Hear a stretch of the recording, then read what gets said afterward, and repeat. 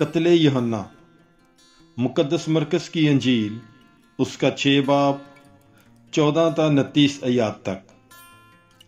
اور ہیرودیس بادشاہ نے اس کا ذکر سنا کیونکہ اس کا نام مشہور ہو گیا تھا، اور لوگ کہتے تھے کہ یوحنا استباغی مردوں میں سے جی اٹھا ہے، اس لیے اس سے معجزے ظاہر ہوتے ہیں۔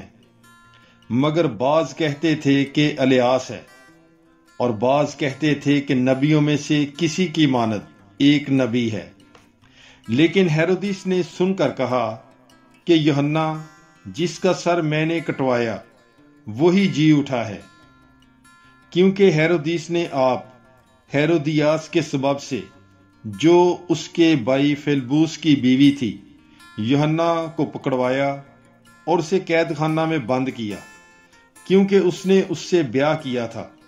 اور یوحنا نے ہیرودیس سے کہا تھا کہ اپنے بھائی کی بیوی رکھنا تجھے روا نہیں، اس لیے ہیرودیاس اس پر داؤ لگائے ہوئے تھی اور چاہتی تھی کہ اسے قتل کرائے، مگر کرا نہ سکی، اس لیے کہ ہیرودیس یوحنا کو راست باز اور مقدس آدمی جان کر اس سے ڈرتا اور اسے بچائے رکھتا تھا، اور اس کی باتیں سن کر بہت تشویشناک ہو جاتا، مگر سنتا خوشی سے تھا۔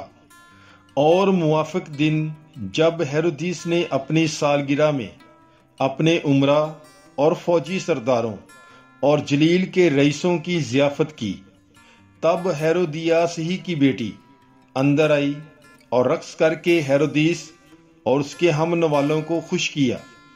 تب بادشاہ نے لڑکی سے کہا، تو جو چاہے مجھ سے مانگ اور میں تجھے دوں گا، اور اس سے قسم کھائی کہ جو کچھ تو مجھ سے مانگے اپنی آدھی سلطنت تک میں تجھے دوں گا۔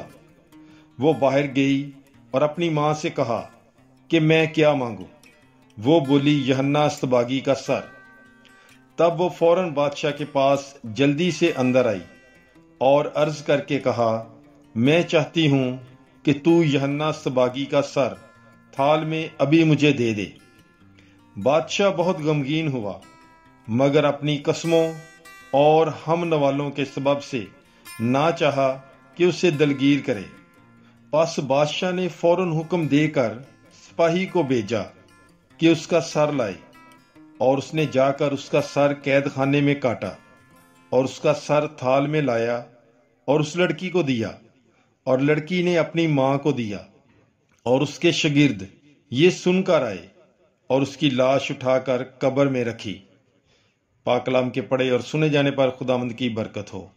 خدا کا شکر ہو۔ God bless you. Bible is life.